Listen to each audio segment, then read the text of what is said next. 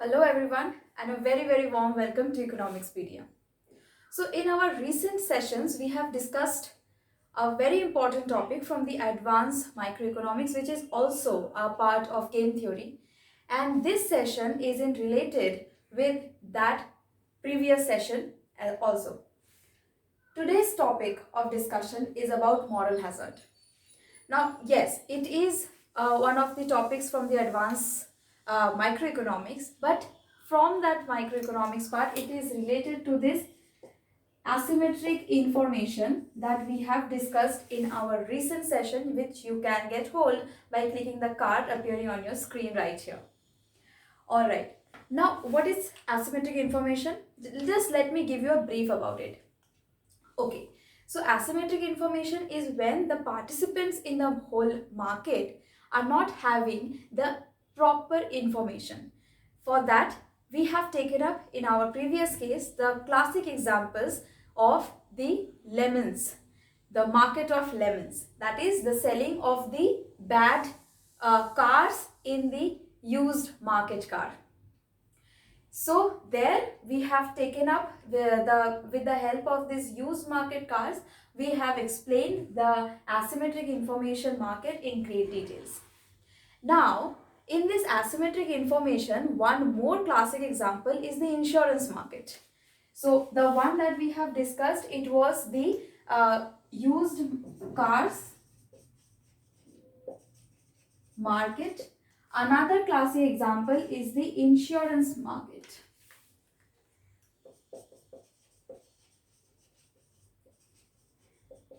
Insurance market. Now this I have not discussed till now, but I will be using this insurance market to help you explain this moral hazard. Okay, so I am just using this insurance market as an example to make you understand what moral hazard is actually means. Okay, so coming to today's topic, this insurance market, there is a problem in insurance market. So this moral hazard is nothing but it is basically a problem that we find in the insurance market. Okay, what does this moral hazard actually means? Moral hazard, it is basically, you can take it as a situation where individuals' behavior change. That's right, individuals' behavior overall change after once they are insured. Let me just put it or frame it in a different way. Suppose there is an individual who is getting insurance, okay? For example, insurance or against, let's say, theft. This is my example. Suppose an individual is getting insurance done against theft. It can be anything. It can be against fire, like in the house there he is getting himself insured against theft. That means if theft or something like this happens, theft or fire, the individual will be insured. Okay, we got that? Alright. If this individual is having insurance against these two things, let's say, then we will find that this particular individual behavior will change. In what ways? If that individual is insured against theft, that means the person is having a backup. Like if there is a theft, he doesn't have to worry about it because there is someone who will be taking care. Who is that someone? It is the insurance companies. So as a result, what happens? Very interestingly, the individual stop taking care of the house itself. Suppose he or she doesn't anymore lock the main door of the house. Okay, let loose the windows open in the night or the time where there is a probability of getting theft. So this is how the behavior changes, because that person knows that I don't have to be worried about it as the insurance company is there to take care of me. In the same way, in case of fire also, the individuals stop installing the smoker detector machines or anything. Nothing like that happens. Okay, so this is how the individual's behavior changes, which in economic terms we put it as an opportunistic act.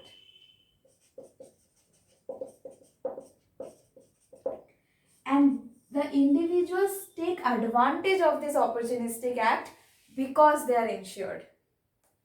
Alright, so this is the basic definition of moral hazard. I've gone in real depth to make you understand. I hope this is clear.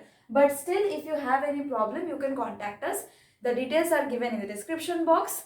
You can get hold of us, or below in the comment section also you let us know which are the exact positions that you are having any doubts or any other queries.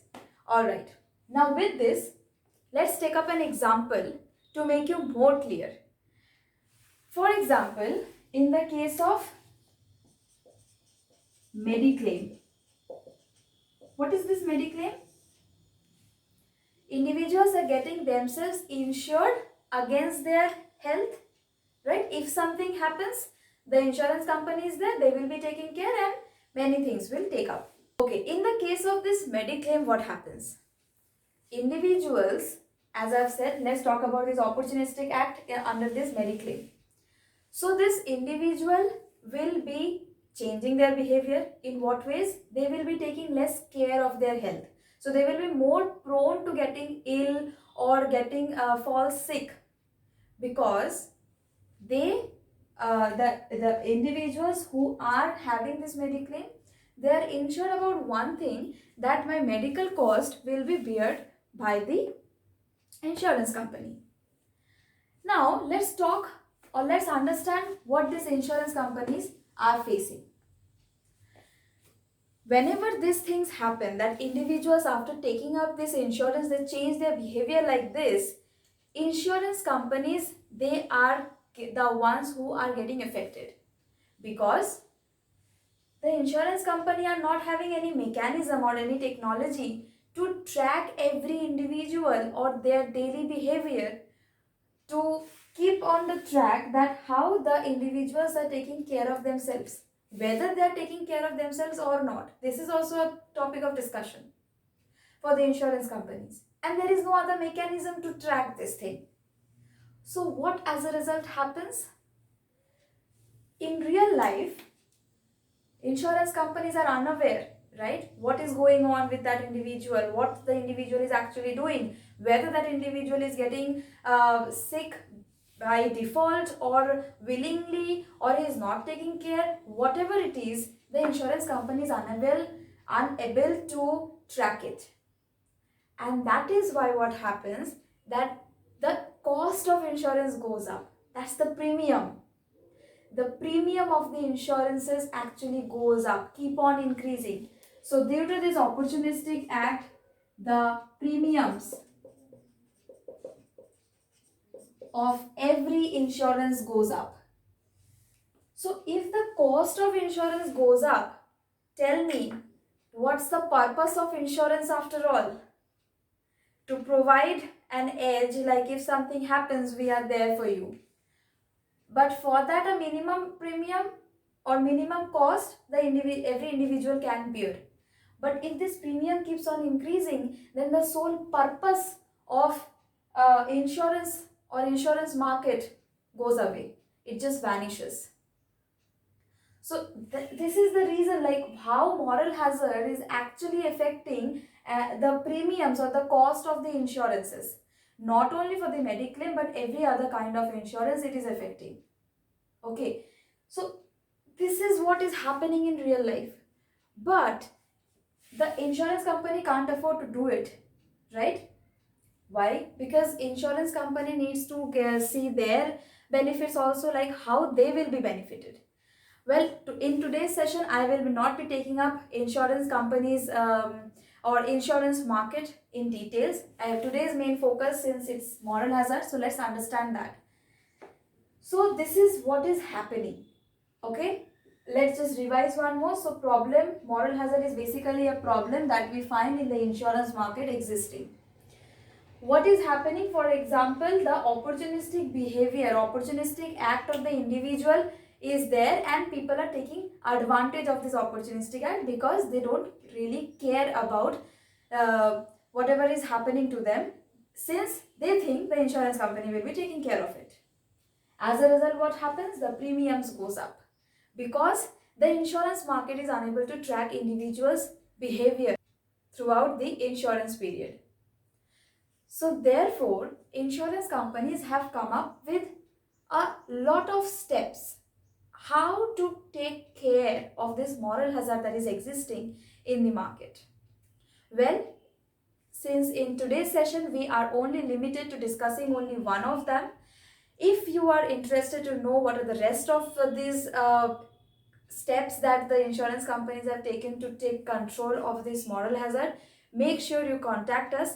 And to get the full study material on this moral hazard also, you contact us. The details are appearing on your screen. You can also check out the description box and also join our Telegram channel for any further update that is going to be there from our Economicspedia channel. So what is this step that the insurance company has taken up?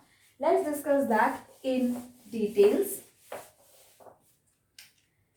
The one thing that I'm going to discuss in today's session is co-insurance. This is a very important step that has been taken up by the insurance companies. As the term co-insurance, it is quite self-explanatory, isn't it? Here, the insurance amount is getting divided between the insurer and the insurance company. So this is being taken care of insurance company. Earlier it was only insurance company, and this time it is insurer also. So among this, the insurance cost is getting divided. What as a result happens?